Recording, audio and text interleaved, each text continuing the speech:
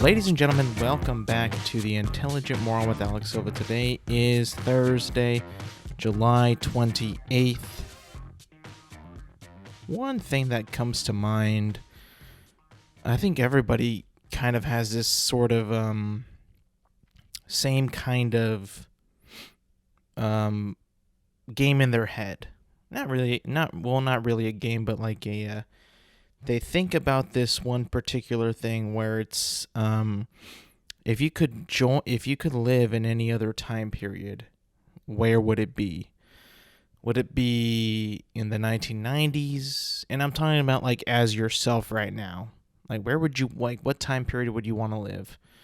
Would it be like the mid 2000s again as this age?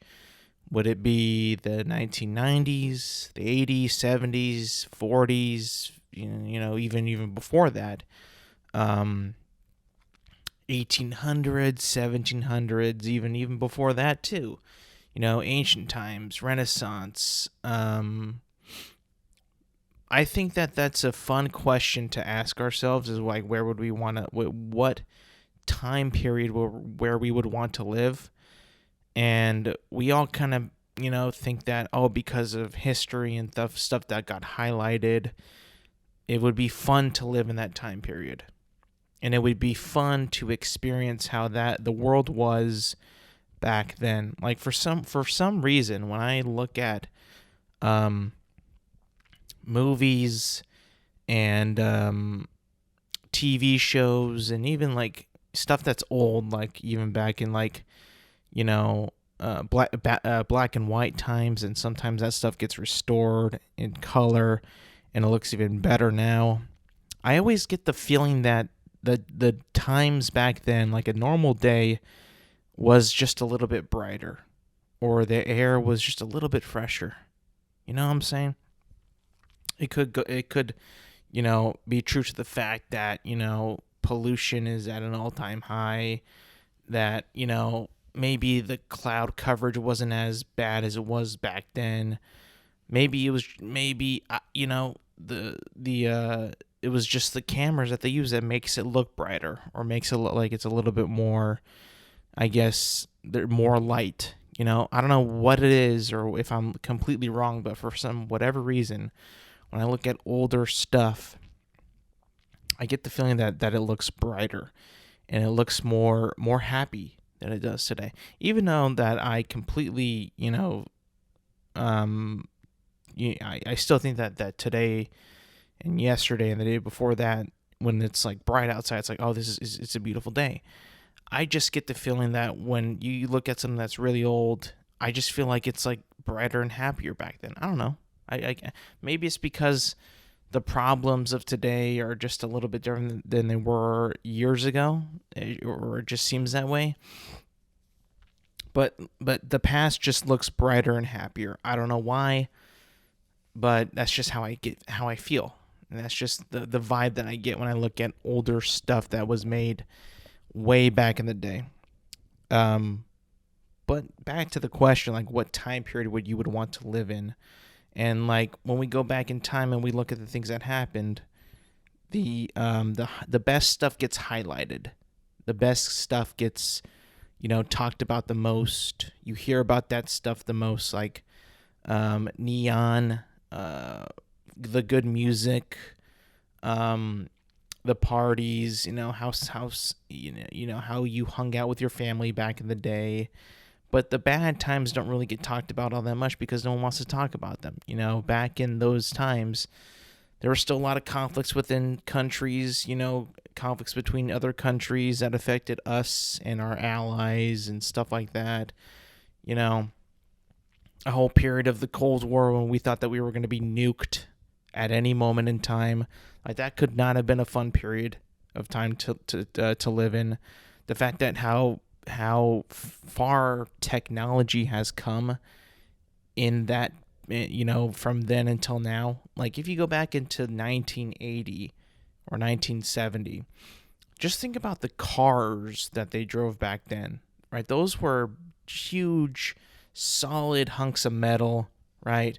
No AC, shitty safety, probably not the best airbags, if any. If your car even had airbags, I'm not sure when airbags even were a thing, but like if you didn't have airbags, yikes. Um, how much the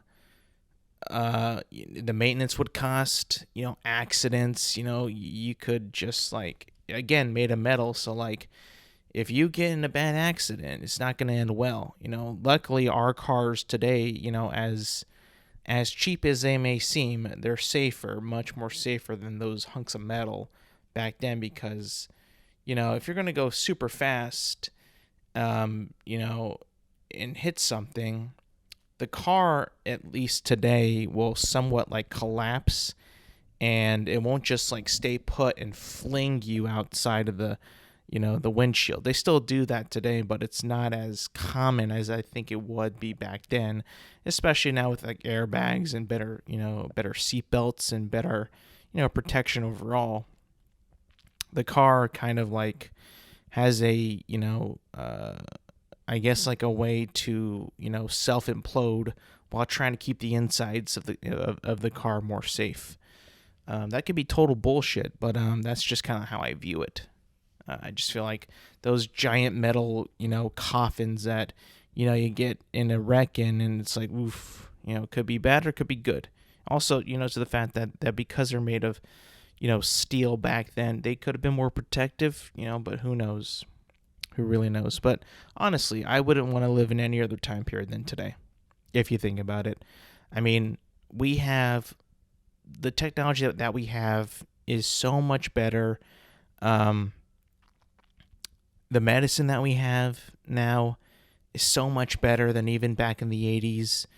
The research that we have in things, smartphones are so much more helpful. Cars are better. The cars have AC. Imagine driving a car without AC in the summer heat. Would you even want to get into your car? And like everything would have been like metal inside too, like the steering wheel probably, or maybe like some kind of hot leather, but the seat belts would be scorching hot. I know today like they have like these plastic over the seat belts, which is great because it doesn't get as hot. But could you imagine like grabbing a metal seat belt and having to snap yourself in? I mean, it would be terrible. I couldn't picture myself doing that again. When I was a kid, my dad had a very old car, and when it would get hot in the summer, it would be the worst thing would be to put the seatbelt on because it was just metal and it was scorching hot every single time. But you had to do it, right? Because of safety. If you didn't do it, you get flown out of the car, and then you'd be dead. Hopefully, that would never happen, but it'd be always a struggle to get that seatbelt on. You would just kind of like, all right, grab it with like a piece of your shirt and try to put it on, but it would always be just painful every time. But like even like modern like transportation too, like buses are better, public transportation is better, air travel is better, airports are better. Like you wouldn't want to really live anywhere else, I think, than right now. I think people like to say they would live in the past, but as soon as they get that they realize how privileged they are to live in the year of 2022 and how good we have it, you wouldn't want to live anywhere else in the past. No way. And don't say like, oh, I would want to live in ancient Greece period. No way. Come on. No plumbing. You would have to wear flip-flops all day or sandals. You wouldn't have sleeves. You would have a toga, basically. Everybody was like wearing a dress. You had to walk from place to place, if not use a horse. You had to fight for your property from like burglars and like thieves and all that pretty much every night and day. I'm not saying that those things have gone away, but like I feel like it's much more it would have been much more common back in those times than in now. But it's just like, we have it so good now, and we don't want to, I'll admit it. It's great living right now. Like, I got my own place, a roof over my head. I have a car. I can go to the store and buy, a steak that was, that a meat plant, got from a farm and packaged it and made sure it wasn't going to go bad quickly. That way I could maybe wait a day or two before I actually, cooked it, and then cook it however I want, on a controlled flame. I don't have to be outside. I don't have to vent out smoke. I don't have to collect kindling. I don't have to fend off animals for my food. I can just cook it whenever I want, however I want. Put whatever kind of seasoning that I have. I don't have to go down to the market, every time to get seasoning, because it's plentiful and it's in a package that won't, spill as easily. It won't get lost. It's in a massive quantity. That way I could share with my family, stuff like that. And, put, however much butter that I want. I don't have to churn the milk to make butter. We live a great life right now. So as much as people say, oh, I would love to live in this time period, I would love to go back in time. While a fun concept to think about and to say that you wouldn't actually do it. And if you did, you wouldn't have a good time. You would probably be miserable, and you wouldn't know how to communicate with anybody else there. Because I mean, just say you fall into some kind of anomaly, and you open up a wrong door in your in a room, and you walk in, and boom, there's a portal, and then you drop into another time period, and you go back in time, and then you're like, what? You can't go back. I mean, what do you do? How do you even live that way? No one knows who you are. You have no identity. You have no family. You have no belonging to. You're just like an outcast, right? You have nobody. Think about that. Everybody back then knew someone. Everyone back then had a family. Say, let's just go back into I don't know, Viking times. I would be Alex, the son of whoever, right? This is Peter, the son of this other person, or Mary, the daughter of whatever. Everybody had a lineage. Everybody had a family. Everybody had somewhere they came from. And with that coming from, that was your ticket to whether people respected you or hated you, right? Let's say your dad won a battle or helped win a battle in war, 20 years ago, right? You're going to get praise. You're going to be loved. You're going to be cherished. You're going to be this. You're going to be that. Your family lineage really mattered to your social status back there, because that's all we had was what you did in the past, the history, the stories, and how the public or the people received you. And if you did good to the people, if you were helpful to the people, you have a higher status. If you did, bad things, you would have a lower status. Well, what if you have no lineage whatsoever? How do you think people back in those days who lineage and story and what you've done really, really, really mattered to how people in society, saw you?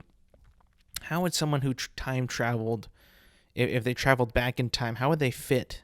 That just makes no sense. I think that they would think that you would be maybe either some kind of evil spirit, because, or maybe they might think that you're some kind of anti-God thing or whatever, or you're a witch or something, because maybe not the exact term of a witch, but you would be you probably would be forbidden to come there because they don't know who you are. And back in those days, it was all about what you've done in your past or where you came from, and that's how people saw you. They would probably just throw you out of the village or throw you out of the city or town or whatever. I really don't think that they would ever accept anybody who time traveled back. And if they did, it's because the person lied, or the person had to, try to get, talk their way into not becoming, but I guess being able to fit into that society, which is weird, but it would probably, that's what would have to happen. It's also like, it's funny because um we also kind of feel that, I guess like what we do now is what defines us. Like what we do at this very moment is what it's kind of like what makes us who we are, right? Like I feel like, most people live on this planet to, make an impact in their lives and to other people by what they do in the moment. And what you did in the past, unless you're like a public figure or a politician or somebody of power, your past doesn't really matter a whole lot. And I kind of like go back and forth on that because I feel like, well, your past should mean something, because if you did cool things in the past, like let's say that you won some awards, you got some accolades, you did this, you did that, you helped out with charity, you donated some money, you did some really good things. I think that those should be acknowledged even today, and that those should really, I guess not define your character, but um, I guess how people understand of who you are. Nowadays, I've come to realize that your past doesn't really mean a whole lot. And even in like the professional world, like in the career aspect, your past has become less and less valuable. I feel like you could go, like let's say you do well in school, you do well in a particular subject like math, or even just overall in general. Like you do well, you've won a science fair, you've got high GPAs, you're on the honor roll, you did this, you did that, you and you won some prizes, you did a lot of community service, you showed, that you cared, and that you were that you weren't lazy, and you had purpose, and then you went above and beyond of what you were supposed to do at that age. When you get older, it's like, cool, you did that, and then that's it. Like, and I guess like, for normal people now, it's just like your past is whatever. The only thing that matters is what you do now. And that mentality, I guess, is what kind of makes people now we have that like we're hustling mentality, that we got to keep doing stuff now to make it in the world, I guess. And in a way, like it's not just like with winning awards and stuff like that, but it's also like, I guess performing well at your job, or like doing, going above and beyond at whatever career that you have, or whatever job that you have at the moment. In some kind of way, it makes you feel like you've been rewarded, I guess, or that you've done something, like you have a purpose. It's almost like we were kind of like raised in this entire society to, you do this many hours, or this for this long, you get paid, you get acknowledged, you buy stuff, you feel good, you keep doing that stuff, you keep working and all that stuff, and then that keeps the cycle going. And that's how we thrive as a society. That's how we that we do. That's how we persevere, and that's how we become better, and that's how we ultimately create I guess the country that we live in today. You just kind of keep going. And some people don't like it. Some people absolutely hate what they do. They don't have the motivation. They have other things that cloud their perspective and their sight, and they don't want to keep doing it. They don't want to keep going forward, and they kind of just want to get lazy and do nothing. And I feel like I've been in both the laziness and then the non-lazy in my life, and I much prefer the non-lazy, the active version of myself, because I just feel better. I just feel like you have more of a contribution to society. you have a little bit more of a different outlook on life. Things matter to you more than, what you probably thought back in the day when you didn't have that kind of stuff. You feel, I don't know. I don't want to say like energized, but like you feel a little like more like that you matter, I guess.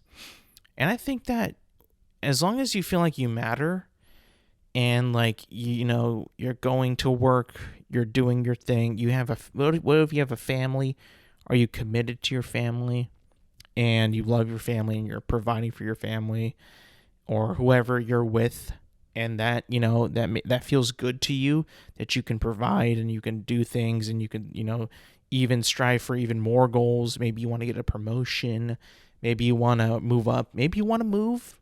In order to do that, you got to be better at your job, or do a better job, or excel at your job. And you accomplish that, you're like, oh man, I feel so good. Like I could run through a brick wall right now, for the boys, and just I'll do it over and over and over again. So I feel like nowadays, and even back then too, like what really defines you now, and what people see of you now, is what you do now in the moment. I think that's like the perspective now. Even like social media is kind of like what's happening right now, or what happened today, what's happening right now. Like everybody's just in the moment. And I think social media has kind of made it like we got to go, go, go, go, go. Like it's always it's go time. Like the world's just going, going, going. I mean, you gotta do stuff now in order to make a difference, or order to make moves in your life, and that's just kind of how it goes. And I prefer that. I feel like if you think about it, now in this moment in time, the world is probably the busiest it has ever been. And you can talk like back in the day when people were just like, New York City in the 90s, where everybody was just go, go, go. Everybody was flying all over the place. And it's even more busier now even than then, just because the nature of how the world works. Now, I hope that, because, of circumstances and social medias and people doing work online and virtual, and then you got the emergence of like VR, are we going to still be as busy? Are we still going to be moving around and going places and seeing people as much as we should? Because at the end of the day, I think that whole communication with people, whether it's work or play, vacation, whatever, I think that's ultimately a good thing for you and for everybody. I think like there's really no like benefit, I think, for just being at your house and and just being lazy, doing Zoom meetings and Zoom calls, and then going right back to napping. I just feel like, one, it's not good for your health. Two, not good for probably mental health either. I'm no mental health expert, but I have found that in my life, when I'm surrounded by actual people that aren't just my friends, but like maybe like acquaintances, co-workers, just strangers, that you have a little bit of a different perspective, and you're just a little bit more happier, I think, because you have a chance to either make someone's day, perform well at your workplace, and make an impact there, or just having a friendly conversation with somebody that you have never even met in your life. And sure, you can have bad days, but I think for the most part, most of the time, people have pretty decent days. Now, of course, you're going to have like a bad day every once in a while, and that might stick with you. But that, that'll pass. That will go away. It's almost like reading like what if you post something on social media and you get like so much good comments and so many likes and all that. And, at the end of the day, social media means nothing, and it should mean nothing to you. But, like, some people take it as real life, and the good comments feel great. The likes feel great. Yes, I've been there, done that. But you always get, like, maybe, like, a mean comment or a snide comment, or someone who's like, why are you saying that? And that sticks with you. It's like having a bad day. That a mean comment is like having a bad day. It'll stick with you, and you're not going to like that feeling. And the more you dislike it, the more you're like, oh, I didn't like that one bit. That was not good. That was a bad feeling. But I can't stop thinking about it. Like, it's just like it's just like we tend to focus on the bad, the out of the ordinary, and just like, why did that happen to me? Why was that? Why did I have such a bad day? I don't know why we do that as human beings, that we tend to highlight and focus on the bad when really the good is so much better and it feels so much better, Just got to have a better and a more positive, much more positive outlook, I think. And then people will be like, yeah, it was. The good days are, when they're good, they're really good. And when the bad days happen, yes, they'll happen, but we got to get over it. And I think if everybody can have that same kind of like mentality where they get over the bad days and they just kind of focus on the good, we would be much more of a happier society.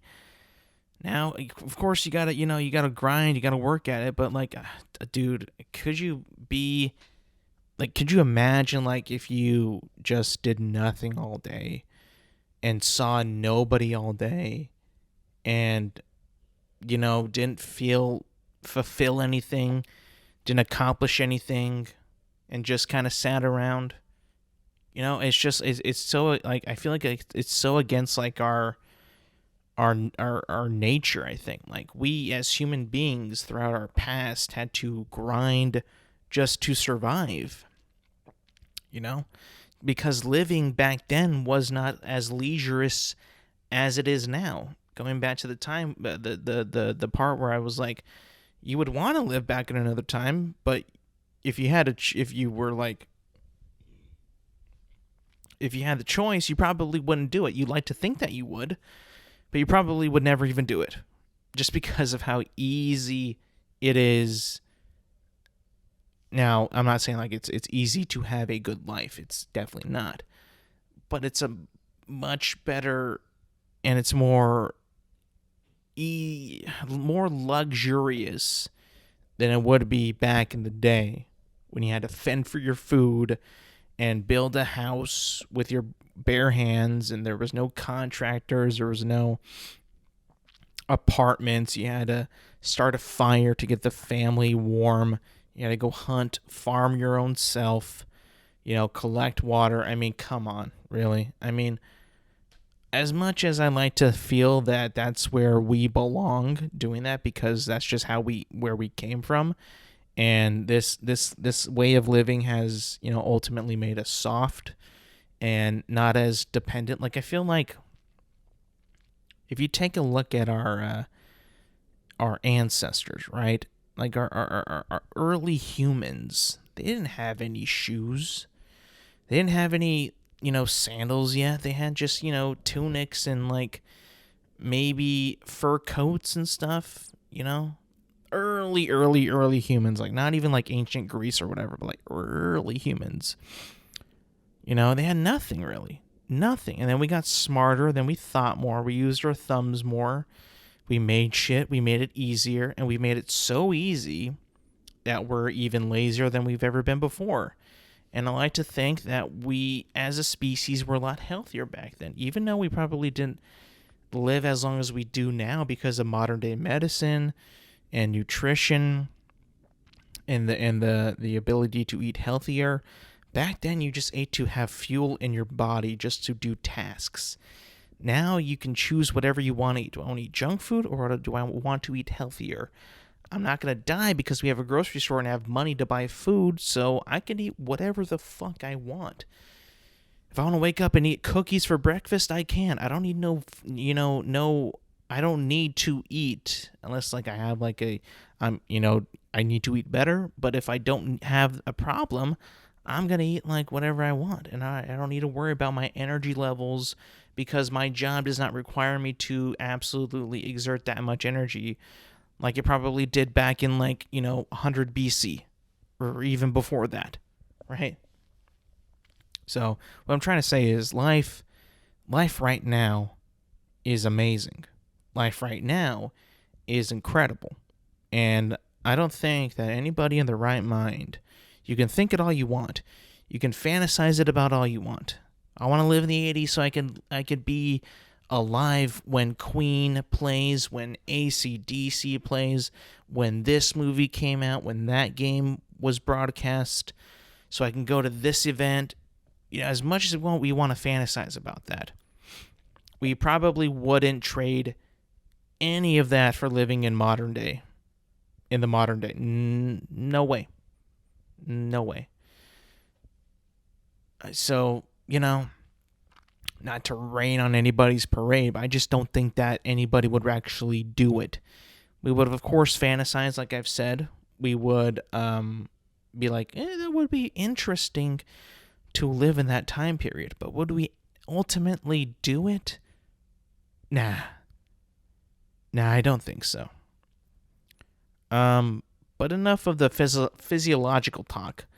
Philosophical talk. Enough of that. I'm gonna do something that I never really do, or haven't recently done on this podcast. And I'm gonna talk some nerd shit right now.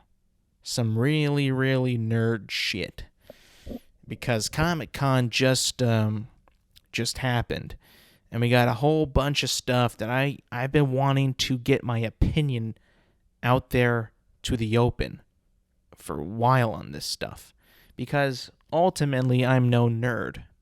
I don't identify as a nerd, but I do tend to like stuff what nerds like. And listen, I'm joking when I say nerd and all that. I am a nerd. I just don't want to call myself a nerd because I don't like the term nerd. It's got a bad reputation, Movies and TV have ruined that for me. Like, I don't think that I identify as the nerdy guy. I'm just a guy that happens to like nerdy things. Blame pop culture for that. I'm sorry. It's just the way it is. But a couple things I wanted to discuss on this podcast. Number one being The Rings of Power, the new Lord of the Rings show on Amazon Prime. And I feel like I'm a little bit more positive on this show than I was, let's say, the Super Bowl.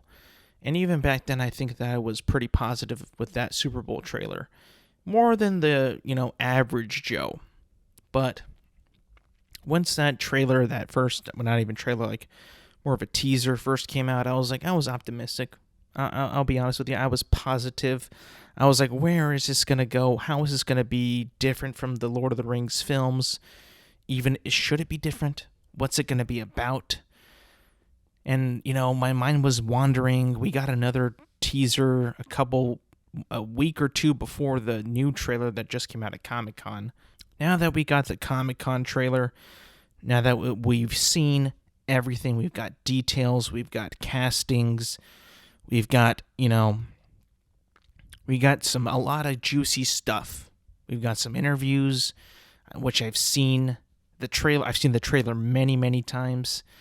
And Lord of the Rings, if you don't know this about me, is one of my favorite franchises of entertainment out there.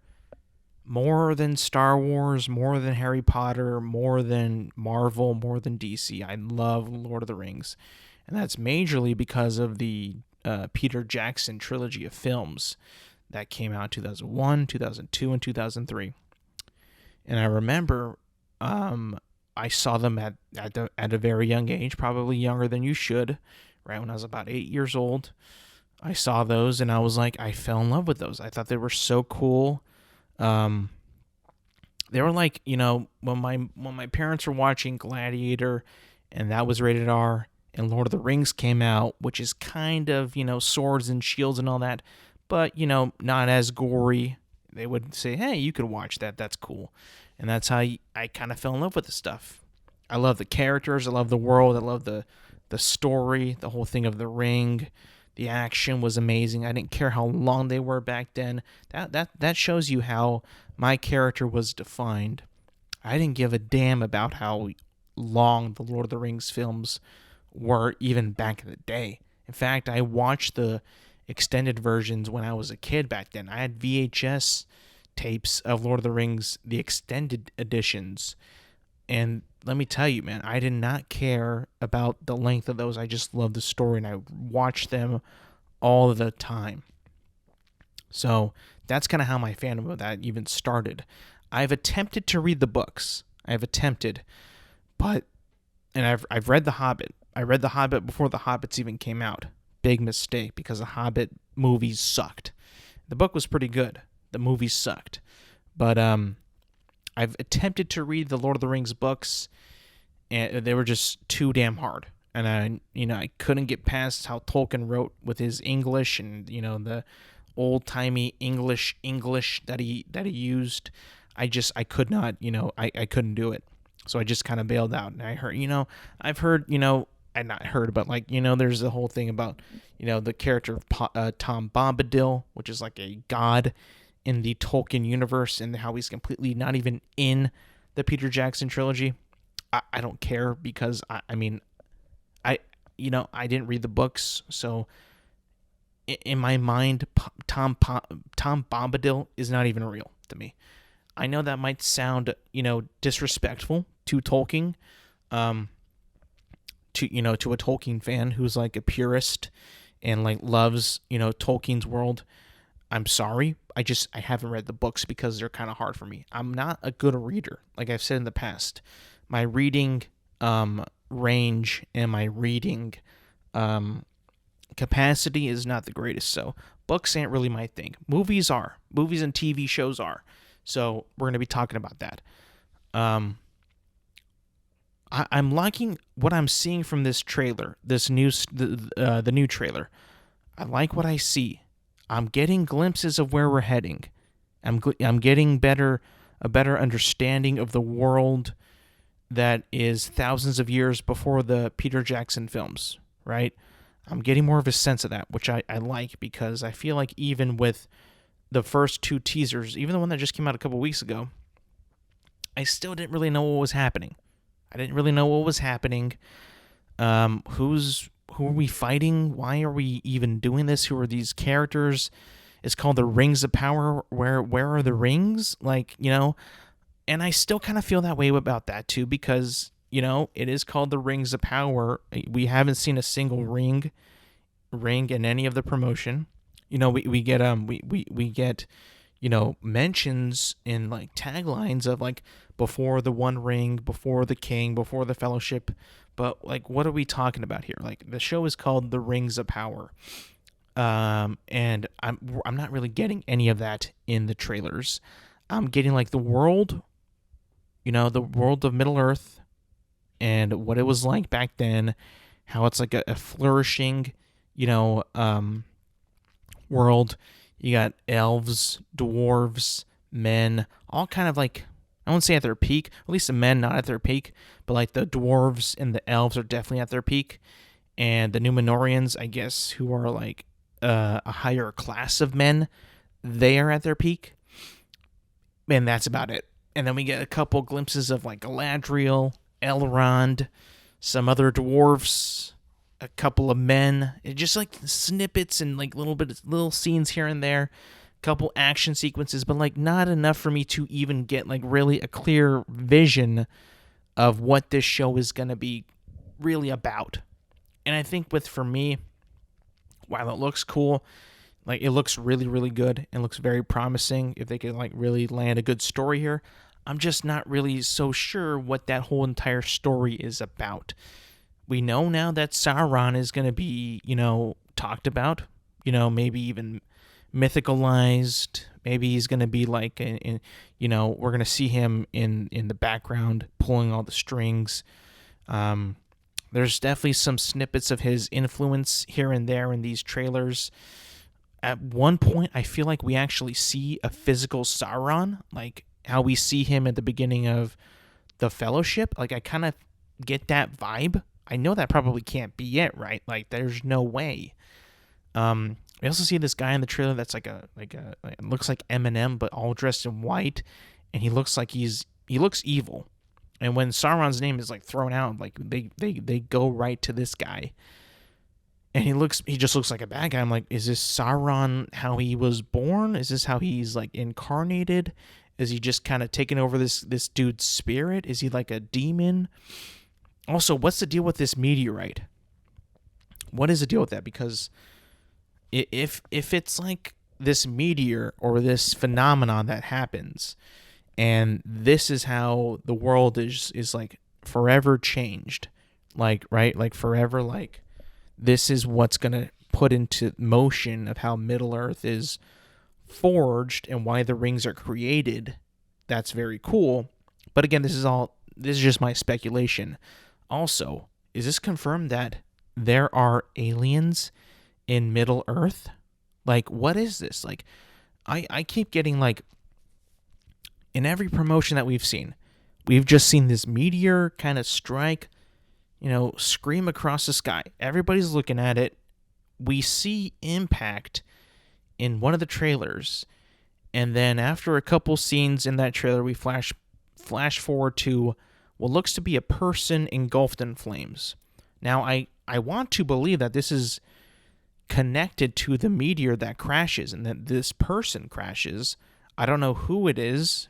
I don't know what it is, but they're really being very tongue-in-cheek with this. Like, they don't want to reveal what this show is really about. I feel like that I just kind of have to, like, look at things and kind of wonder, like, is it this? Is it that? Is that Sauron coming down to Earth? Is it the Tom Bombadil guy? Is that who it is? Now, I'm not sure if Tom Bombadil is even alive during this period of Middle Earth. I have no idea, but I mean, it could be. Is this some kind of Messiah type figure? Is this some kind of,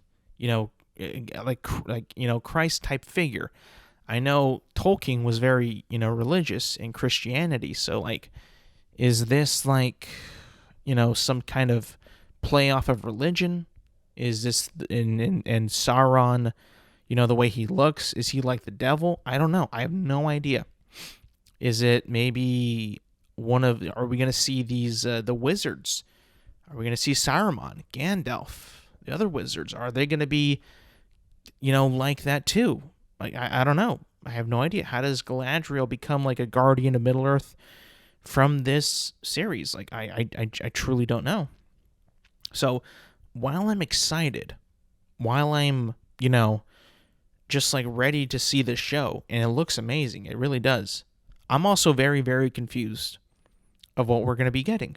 I truly am unsure of what the hell is going to happen in this TV series, because we've gotten cool, flashy stuff. We got a cavalry charge, which I'm happy about. We got some orcs running in the forest that look great. We got, trolls, a Balrog. We got these bitch ass. Listen, you can call them whatever you want, right? I don't like the name Harfoot. I think it sounds very silly. I prefer Hobbit. And the way that these, like, why do they look like so goofy? I feel like these the Harfoots is what they're called in this new show. For some reason, like, they look like very, very silly and very goofy and like really dumb. Like, I know that the Hobbits were like in the first movies, and again, I didn't read the book, so I don't know the full context or what their purpose or how they really were, according to Tolkien. But they didn't seem this stupid or this goofy. Like, I just feel like these Harfoots are such a goofy little thing that I can't take them seriously.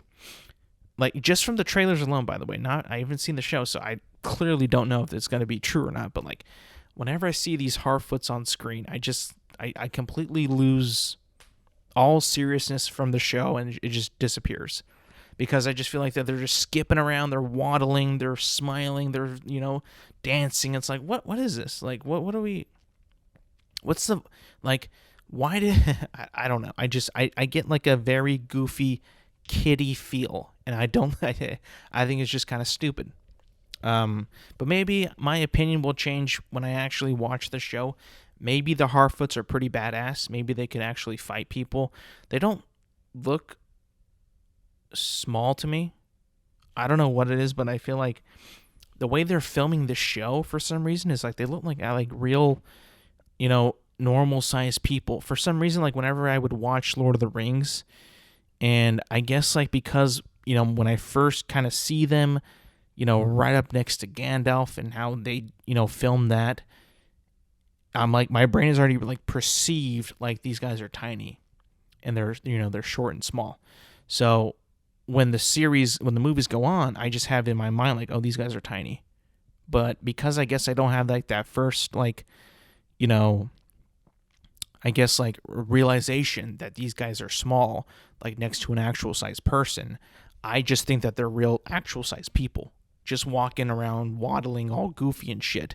Got fucking shrubbery in their hair, like fix yourself up. Like, what are you doing? Again, but this is like Middle Earth and like thousands of years before Return of the King and all that. So like whatever, right? Like a lot can change. I just think that these guys look like pretty fucking goofy. I'm not gonna lie, like they take me out of every trailer that they're in. I don't buy it. I really don't buy it. But I guess that's kind of like, that's like a big separation between like, like Tolkien verse and like a show that I know is gonna go hard, which is House of the Dragon.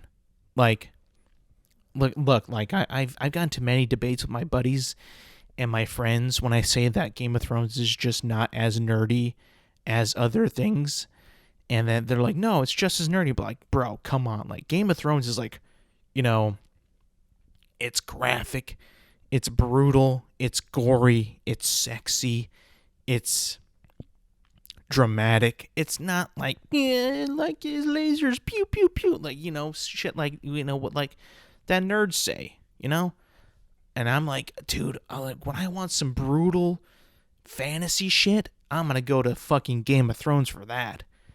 Rings of Power right now doesn't seem like it'll be that, so thankfully I will also have House of the Dragon. And then when I want to get my fairy tale shit on, my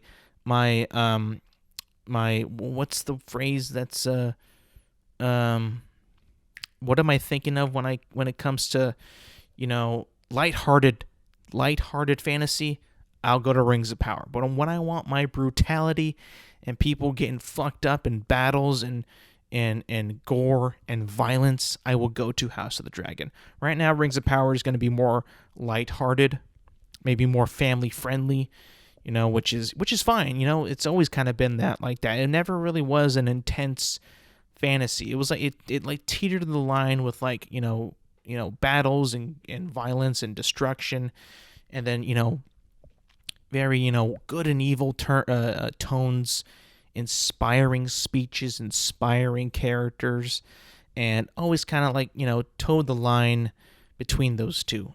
Whereas Game of Thrones is brutal and realistic and gut-wrenching, dramatic, and also epic, but with some sprinkles of cool shit and heartwarming events. But for the most part, it's brutal, and I love that shit. I love the brutality of Game of Thrones, and I hope that House of the Dragon can deliver on that as well. But yeah, I'm excited for both. I truly am. I don't know which one's gonna be my favorite. If I were to pick one to be my favorite, I would probably pick or to be the better one of the two, probably House of the Dragon. Just because I'm still clueless on what's gonna happen in the Rings of Power, man. Just really clueless and really, I don't know. I don't know what to make of it fully. I can't really put my finger on what this is gonna be about. But until it comes out, I'm sure it's gonna. The time will tell if this is good shit or not.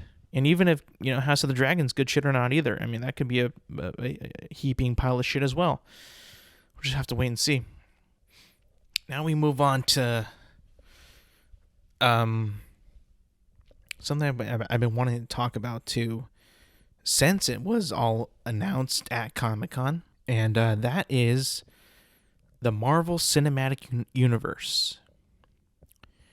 Now, I don't mean to be quite a Debbie Downer. I really don't. I don't want to be a Debbie Downer at all, actually. But I don't want to seem unexcited. But with this newest slate of what is, going to be coming out from the Marvel Cinematic Universe, I gotta tell you, my excitement level is not as high as it used to be. And you know what? I think that's more common now than ever before. And I'm saying this because I think we've kind of reached the point where we've just gotten way too much Marvel stuff. Way too much in a short period of time. Like, if you think about it, right?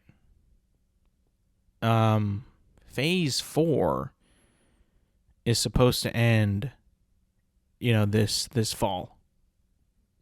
Like, they've announced that season 5 and 6. Well, first of all, season 5 and 6 have already been plotted out, and will end by 2025, I believe, or 2024, if I'm remembering correctly. I think by the end of 2024 they will end Marvel Cinematic Universe Phase 6. If you think about it, Phase 4 began in 2021. And it's already this whole multiverse saga, which is lame as fuck, by the way. That name is just lazy, but whatever. It's already going to end. And we are getting so much Marvel content. And I've watched a good lot of this, by the way. I've been pretty much up to date on Marvel, except for Loki, What If, Miss Marvel, and Thor Love and Thunder. Still have not seen. But besides that, I've seen, Falcon and the Winter Soldier. I've seen WandaVision. I've seen Black Widow. I've seen Shang-Chi. I've seen Eternals. I've seen Doctor Strange. I've seen No Way Home. I've seen, Moon Knight. I'm like as caught up as I could be. As caught up as you can possibly be. I know what Kang is. I know that that's going to be a big thing that they're working towards. But when I look at what I've seen so far in this phase and how it's ultimately, vibed with me, I got to tell you, man, I don't really see a whole big, a lot of direction at the moment right now of where this is going. People tell me to watch Loki because that really reveals stuff. And I might actually have to, just to know what's happening. But if you haven't seen Loki, you have no idea what's happening. And I'm one of those people that I just have no idea what's happening. And if they're only going to mention it too in a TV series that that already happened, what was it, last year? I mean, come on, you gotta do a little bit better than that, Marvel. And I just also feel like with the all the stuff that is coming out from Marvel and the way it has been, I thought that Doctor Strange was really good, as its own movie. It didn't really add too much to the MCU itself, but in a way it was a good movie on its own. It was a good, decent time, and that's all it really needed to be. But I kind of felt like back in the day, every Marvel movie that came out, not everyone, but a majority of them, had a little bit more of a direction of what they were going for. And we know the end game of what's going to happen. And this one, I just don't really get I don't really see it yet. I don't see it yet. And I think that when we get all these properties and all these TV shows and movies, they don't feel as special as they once did. The last event that we saw was Spider-Man No Way Home. And the only reason that was an event was because of the gimmick of, spoiler alert, Tobey Maguire and Andrew Garfield, Green Goblin, Doc Ock, Electro. I mean, come on. That was the gimmick, and it worked. And that gimmick made it a really, really, really good movie. I'll admit that. It was a great movie. Great movie. But that was it, though. And when I look at these new projects that are coming out, that, are coming out, fast and furious now, because like they know that this is just a corporate thing now. They got to pump out these Marvel properties as fast as possible, as furious as possible, so that they could, make a profit. And if the quality suffers, then that's just what's going to happen. I feel like that the quality for these, TV shows and movies has significantly suffered in terms of story and how much, the effort that's put into these stories.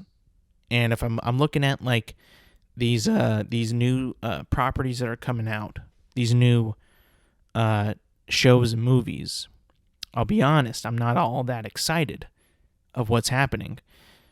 And mainly is because like we're not getting any sequels to any of the movies that we've just seen in Phase 4. Like we're not getting a Shang-Chi sequel. We're not getting an Eternal sequel. We're not getting a Doctor Strange 3. But we're just getting all new shit that I hope that can establish and build upon the Marvel Universe while not feeling so, I guess new. I mean, and that's a bad way to explain it, but like that, hang on, we got people that are in this universe already, and we need to still keep up with them. Like we got to know what's happening with these guys. So if I'm looking at this slate, and I see Ant-Man and the Wasp, Quantumania. I've seen nothing for this, but I already don't give a shit. I saw Ant-Man and the Wasp. That movie was an absolute time player. What do you call it? It was an absolute time placement. Just like people got to watch Marvel, so put out a bullshit movie. There you go, boom, Ant-Man and the Wasp. Then you got Secret Invasion. I don't know what the fuck that is. Do I want to know? It sounds horrible. And then we got Guardians of the Galaxy 3, which I'm actually excited about. This is one I'm excited about. I like the Guardians of the Galaxy. I like Chris Pratt. I like Dave Bautista. I like Zoe Saldana. I'm in for that. I'll check that out for sure. Then we have Echo. Don't really know what that is. Or care. No, sorry. It's the character from one of the many bad the bad characters and the bad guys in the Hawkeye show, which I could also also give two fucks about. Then we got Loki season 2, which is actually like the only show that it seems that is going to be getting a second season. Actually tragic. Then we have a Blade, which we've seen nothing about, except for that Mahershala Ali is going to be in it. Then we have Ironheart, don't know what that is either. Then we have the Agatha show, which nobody wants. A Daredevil reboot, which is just going to be PG-13 Daredevil, cool. Captain America 4, New World Order. And then we have the Thunderbolts, which it's just like, what are we doing? None of this sounds at all special, except for Guardians of the Galaxy 2, or 3, sorry. And then after that is Fantastic Four, and then we have Avengers, the Kang Dynasty, and Avengers Secret Wars, which, let's be honest with you, those titles will change. You can mark my words on that, they will change. And, we gotta wait till 2024 to see Fantastic Four. How is that allowed? Honestly, that's just so pathetic. Listen, I may be very how do you say, negative Nancy, but none of this seems like it's has any inspiration behind it other than let's make money. you know? I don't know. I don't really get I don't feel like these are going to be at all as special as they used to be. And that's not good. That doesn't reassure me. That doesn't make me feel better about this franchise moving forward. I just don't get the same feel as I used to. Is it because I'm getting fatigued? Is it because there's so much? Is it because like a lot of their properties now just kind of take the piss? Like I haven't seen Thor yet, but I hear that movie's just a big ass joke. And that doesn't sit well with me because Thor is or was one of my favorite characters. Again, I haven't seen it, so I don't know if like he's really stupid that you can't take him seriously anymore, or what. Like I have no idea. But I hope that's not true. But it kind of seems like it might be. So I'm like very disappointed in Marvel. Just because it feels more and more corporate to me. More and more corporate and less unique, less inspired. Again, this is also because the shows for me really don't seem worth it. I'll be honest with you. Like the shows for me, the Marvel TV shows just don't seem worth the effort. And this is after seeing Moon Knight, The Falcon and the Winter Soldier, WandaVision, even though that kind of had some payoff. Actually, no, I'll take that back. WandaVision did matter. But The Falcon and the Winter Soldier, Hawkeye, Moon Knight, they don't have any really lasting impact or, world building upon the MCU until like the last 2 minutes. And it's just like, what? And that's not my fault. That's Marvel's fault for preconditioning everybody to stay till the end of the credits, to stay and watch till the very end. That's on you. You have made it that way. And, when I can see that none of these really matter, or you're not really building into anything that's going to happen in any, in a short time period, or it's going to happen anytime soon, then what the hell is the point? It just seems like it's, a chore. And chores are boring. And your content has become boring to me. It's become very one note, very formulaic, very uninspired. And if we're going to be getting like 10 things every year for the next like couple years, well, maybe not that much, but you get my point. Too much. I'm going to quit investing. I'm just going to quit investing. They feel like chores to me. They don't feel as special as they used to. And I just get that entire vibe with this slate. I'm actually more annoyed at this slate than the past slates. I've become a fan that has really grown to not like these slates because it makes me feel like, one, somewhat excited, but also, well, I know what's going to happen. I know like how this is going, like when it's going to end.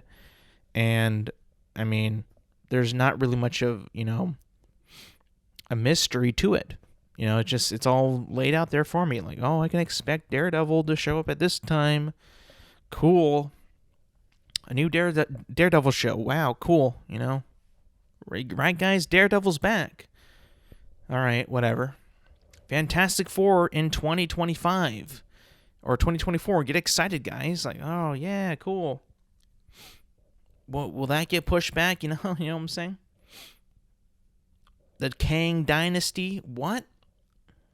What is that title, by the way? What is that all about? I don't get any excitement. I really, really don't. But there is one good thing to come out of this. And, to be honest with you, I was not expecting this. Just because of the unfortunate events of what had happened to this movie. I am super, super excited to watch Black Panther, Wakanda Forever, at the end of the year.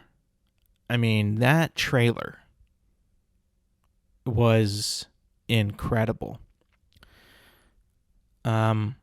It's definitely going to suck that there's no Chadwick Boseman to be Black Panther. Rest in peace. But for some reason, this trailer moved my emotions, and got me to care.